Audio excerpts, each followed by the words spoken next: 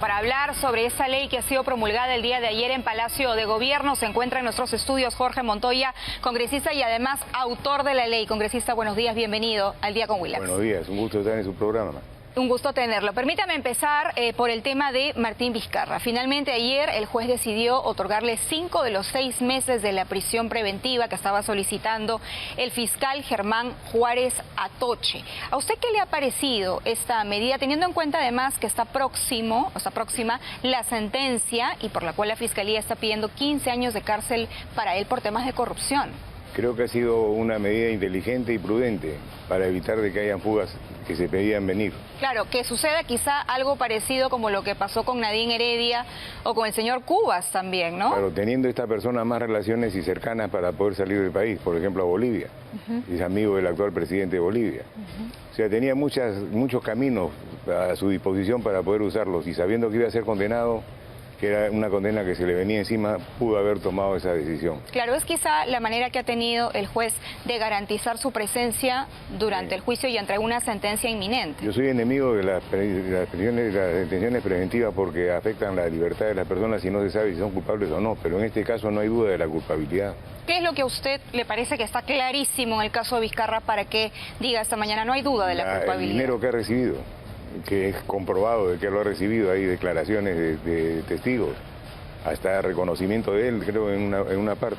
La declaración del mismo gerente de Obrainsa, ¿no? Que dice que le ha dado 1 millón de soles y testimonios que han sido cruzados y que entiendo la Fiscalía ha logrado determinar que efectivamente se dieron estos hechos. Son argumentos sólidamente establecidos por la Fiscalía, ¿no? En este caso ha trabajado muy bien y tenemos esto en mesa. Hay que pedirle al juez o exhortarlo al juez para que falle cuanto antes sobre esta situación y terminar este capítulo, primer capítulo. Porque no vaya a ser que se acabe la preventiva, los 5 meses ya no le den nuevamente y la sentencia todavía no esté dada, ¿no? Ahí hay que apurarla. En cualquier caso, la justicia debe ser ágil. Bueno, más adelante vamos a tener la salida del expresidente Martín Vizcarra, quien se encuentra todavía en la carceleta del Poder Judicial. Se va a dirigir a Medicina Legal y luego sería trasladado al penal de Barbadillo con sus otros amigos. Congresista, es la tragedia del Perú. Cada presidente que pasa está preso, acusado de temas de corrupción. Yo no creo que exista en el mundo un caso similar que haya a la vez 4 presidentes detenidos, ¿no? A la vez, exactamente. Toledo, Humala, Castillo y ahora el señor Vizcarra. Y claro, si consideramos a Fujimori, que bueno, ya falleció, PPK, quien también ha tenido arresto domiciliario. También. Son 6. Hay un tema importante para analizar acá. Cuando uno ve eso, dice la justicia funciona en el país. O sea, detiene, no interesa a quién y lo detiene. Pero esa justicia es la mitad de la justicia. La otra mitad de la justicia está contaminada completamente. Genera el caos, no lleva a la población a las inseguridades que estamos viviendo diariamente. Donde la fiscal de la nación que debe respetar la ley y la Constitución no lo hace. Hace su capricho, su voluntad. De acuerdo. ¿Cuánto le ha demorado, no, en reponer a Patricia Benavides? Que tiene serios cuestionamientos, podemos estar de acuerdo o no en cómo ella vaya a desarrollar su labor como fiscal suprema, pero lo cierto es que tenía que ser repuesta, porque así lo ordenaba el Poder Judicial. Y no hacía caso a la orden que había recibido y no ha habido una medida coactiva como para hacerla cumplir. Ahí falla algo en el sistema. Falla mucho, ¿no? Vamos a hablar entonces, congresista, de la promulgación de la ley el día de ayer en Palacio de Gobierno. Usted ha sido autor de esta ley de amnistía para policías, militares y también para los miembros de comités de autodefensa acusados o procesados por violaciones de derechos humanos cometidos durante los años 1980 y 2000. Yo quisiera empezar preguntándole qué es lo que significa esta ley, porque por el otro lado, otro sector dice que es impunidad para aquellos que cometieron crímenes de lesa humanidad en este periodo, del 80 al 2000. Le voy a explicar en qué contexto tenemos que verla, ¿no? Para empezar, la ley la presenté yo en abril del año pasado. Se ha demorado más de 1 año para poder llegar a ser promulgada. Eso es lentitud del Congreso y una lentitud, desde mi punto de vista, irresponsable, porque debieron tramitarla mucho más rápido de lo que se ha tramitado. Ahora, ¿en qué contexto se da esto? Se da en el contexto de que han pasado 25 años desde el año 2000 a la fecha, donde se supone que ya no tenemos pendientes algunos con el terrorismo, sin embargo tenemos juicios que no terminan nunca. personal que ha sido enjuiciado empezaron a ser denunciados en esa fecha. Han pasado 25 años y continúan en la misma situación, sin sentencia. ¿Sin sentencia, congresista, ni siquiera en una primera instancia? Ni siquiera en una primera instancia. Y esto que deja mucho que desear de los magistrados que están viendo el caso. Un magistrado decente, probo, que quiera hacer justicia, no puede permitir un juicio de 25 años. Es inconcebible y lo han permitido. Entonces, ¿qué cosa se lee acá? Hay una complicidad con Sendero Luminoso como para hacer la venganza de ellos en la parte legal de las Fuerzas Armadas y una persecución claramente definida en sus posiciones. O sea, no se puede hablar de que están haciendo justicia. Ahí no están haciendo justicia a nadie. Están abusando de los militares que defendieron la democracia, ¿no? Y dieron algunos hasta su vida. Algunos tienen heridas en el cuerpo. Y eso no ha sido visto por la sociedad como un tema para resolverlo. Lo han dejado pasar por alto. Claro, supongo que si en 25 años la justicia no ha sido capaz de determinar responsabilidades y por ende emitir una sentencia, entonces ¿de qué estamos hablando? O sea, ni siquiera las propias víctimas están obteniendo la justicia que quieren. O sea, nadie, ni el procesado, ni la víctima, ni el país, ni nadie. Yo cambiaría el concepto de víctima que se está empleando acá. La víctima fue todo el país. Todo el país fue víctima de Sendero Luminoso. No que ellos son las víctimas. O sea, todo el país fue víctima de Sendero Luminoso. Hubo mucha sangre, mucho dolor. Y hubo una entrega total de las Fuerzas Armadas a la Policía Nacional y los comités de autodefensa, en defensa de la democracia, que no ha sido valorada como correspondería valorarla. Todo país que entra a una guerra y termina su guerra con triunfante, son reconocidos los que pelearon en la guerra. ¿Cuántos van a verse beneficiados con esta ley que ha sido promulgada el día de hoy? Calculo que alrededor de 1000 y pico de personas. Más de 1000 personas que no tienen sentencia. Que no tienen sentencia, están en procesos, están en este enmarañado legal que se ha creado para hacer daño a los defensores de la patria. Ahí tengo un compañero que ha recibido una nueva denuncia hace un par de semanas. O sea, tiene un caso en proceso hace muchos años y ahora ha recibido uno nuevo. Lo acusan de algo que no ha estado en ese sitio nunca estuvo. ¿Ahora? ¿25 años? Sí, hace 2 semanas ha recibido el aviso. Eso indica que hay una persecución puntual. No, va a salir la ley, entonces hay que meter más adentro, hay que sancionar más gente. Me parece que hay un tema importante que además usted ha considerado al momento de redactar esta ley, porque es el autor, que tiene que ver con la fecha en la cual el delito de lesa humanidad es delito en el Perú. Entiendo que es a partir del año 2003 y entre 1980 y 2000 esta figura no existía. Es una pregunta interesante. O sea, los delitos de lesa humanidad fueron calificados a partir del año 2003 en la Corte Penal Internacional.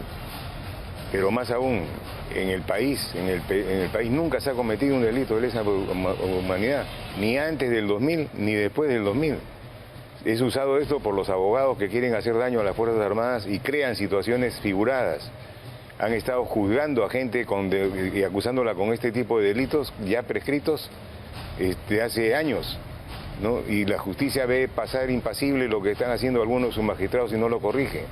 O sea, cuando uno no aplica la ley como corresponde, debe ser sancionado. Yo los metería presos a todos estos que han hecho este tipo de juicios. ¿Por qué dice que en el Perú no hay delito de lesa humanidad, que nadie ha cometido ese delito de lesa humanidad? Tendría que estar nadie lo ha cometido, porque no califica para eso. Un delito de lesa humanidad tiene ciertas condiciones que acá nunca se han hecho.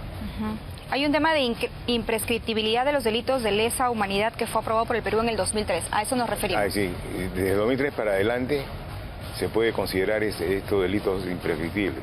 Entonces, pero de 2003 hacia atrás, primero no existían y segundo son prescriptibles. Pero entonces, ¿cómo estos militares, policías y los integrantes de los comités de autodefensa han sido procesados por un delito cuya figura no existía para esos años? Esa es una buena pregunta y tiene que haber una solución. Esto no termina acá. Acá empieza otra etapa que va a ser meter los presos a estos que han mal usado la ley. O sea, estos han hecho abuso de poder de la ley. Le han dado su encapsulamiento legal con atribuciones legales para poder mantenerlos así y sancionar a los militares detenidos cuando no corresponde. Y eso a vista y paciencia de todo el mundo, del presidente del Poder Judicial, de la fiscal de la Nación, de los magistrados. No les ha interesado en lo absoluto el tema, más bien han reforzado esa posición. Y la fiscal de la Nación y la presidenta del Poder Judicial también están en ese plan. O sea, estamos trabajando con gente infiltrada definitivamente en nuestro sistema de justicia que ha generado la situación que estamos viviendo actualmente, donde la legalidad no existe. Ahora, pero no todos los militares ni todos los policías son inocentes. Se ha determinado en algunos casos que sí cometieron delitos y sí atentaron contra la vida de peruanos en zonas muy afectadas por el terrorismo, como por ejemplo Ayacucho, ¿no? Sí, o sea, no. Sí, no, hay y han sido sancionados y para ellos no va el indulto. Cuando la sentencia está ya firme y consentida, no hay indulto para ellos. Ellos continúan, van a continuar donde están. Esto es para los que no tienen sentencia firme. Después de 25 años o 30 años, eso es un abuso pues, de marca mayor. Y entonces, si no afecta a los que tienen sentencia firme, ¿por qué la Coordinadora Nacional de Derechos Humanos sostiene que hay 156 casos con sentencia firme que se verán afectados? La Coordinadora de Derechos Humanos, para mí es un brazo del terrorismo, un brazo legal del terrorismo, no sirve para nada. Solamente para generar bulla mediática y una serie de caviares que le siguen atrás, tratando de desprestigiar a la Fuerza Armada y malograr la imagen de sus integrantes. Esta ley que usted es el autor también considera una amnistía, ¿no? Para personas mayores de 70 años. ¿Podría darnos más detalles? Para mayores de 70 años hemos considerado que ya han cumplido suficiente, están en un estado de salud malo, no están buenos. A veces la gente dice que 70 años uno está entero, sí, pues, pero pasa 70 años en la cárcel a ver si está entero. Mentalmente están afectados, la familia está con intranquilidad, se está sancionando a la familia también. Y me parece que es para personas que no tengan sentencia ni por corrupción ni por homicidio. Por supuesto, ¿no? Esto es solamente para los que pelearon contra el terrorismo. Ahora, el 21 de agosto hay una audiencia solicitada por la Corte Interamericana de Derechos Humanos, ¿no? Pero además la Corte ha emitido un pronunciamiento hace unos días, antes incluso de que la ley sea promulgada, señalando que el Perú debía de abstenerse de promulgarla. Hace 3 años le solicité a la presidenta que nos retiremos de la Corte. La Corte es un organismo pernicioso para la salud jurídica del Perú. Intervienen en todo lo que no deben intervenir. Han intervenido, como dice usted, con esta ley. Antes de que sea ley ya estaban diciéndole al Estado peruano que no debía tocarla. O sea, tienen unas ideas ideológicas que van en contra de la estabilidad jurídica de un país. Son financiados por ONG europeas. O sea, ¿quién va a ir a un tribunal donde el financiamiento proviene de una parte interesada en generar este tipo de situaciones? Entonces hay que ser muy cuidadosos en esto. La Corte ha invitado a una reunión donde está invitando a las víctimas, entre comillas, víctimas del terror, los parientes de terroristas, pero no está invitando a la otra parte, que es el Estado, o sea, a los militares que han sido acusados. O sea, ¿el Estado peruano no está invitado a esta El Estado peruano está invitado, pública? Pero no los afectados. O sea, en este caso, tal como invita a las víctimas, debió invitar a los militares que han... ¿Es vinculante lo que la Corte pueda señalar sobre este no es caso? vinculante. ¿Estamos obligados a hacer lo que la Corte nos diga? En lo absoluto, es una pérdida de tiempo absoluta y una distorsión dentro de la política jurídica del país. Muchas gracias al congresista Jorge Montoya por conversar con nosotros esta mañana sobre esta ley que sin duda causa polémica, pero hemos escuchado ya los argumentos por los cuales él es el autor, la ha promovido y finalmente ha sido promulgada el día de ayer en Palacio de Gobierno.